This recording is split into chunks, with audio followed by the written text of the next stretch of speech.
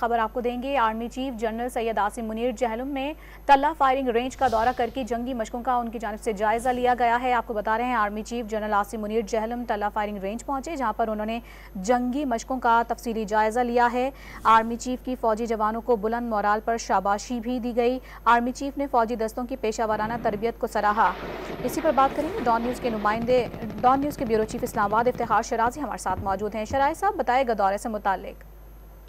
جی، آج army chief general Syed Asim Munir نے ضلع کا جو فیلڈ فائرنگ رینج ہے اس کا دورہ کیا ہے جہلم کے قریب، اور اس میں جو جنگی مشقیں ہو رہی تھیں ان جنگی مشقوں کا انہوں نے جائزہ بھی لیا ہے، اور اس موقع پہ جو مسلح افواج کے جوان اور افسران ہیں ان کی جو پیشہ ورانہ مہارت ہے انہوں نے ان کو سراہا ہے، اور ساتھ میں اس موقع پہ جو ایک ایئر فورس کا، آرمی ایویشن کا اور جو گراؤنڈ جو ٹروپس ہیں انہوں نے بھی اپنے جو جنگی مہارت ہے اس کا بھرپور مظاہرہ کیا ہے، اور جسے آرمی چیف نے دیکھے اور اس کو زبردست انداز میں انہوں نے سراہا ہے۔ ان کا کہنا یہ تھا کہ مسلح افواج کے حوصلے بلند ہیں اور جو مسلح افواج کی تیاری ہے دفاع وطن کے حوالے سے وہ بالکل بھرپور ہیں۔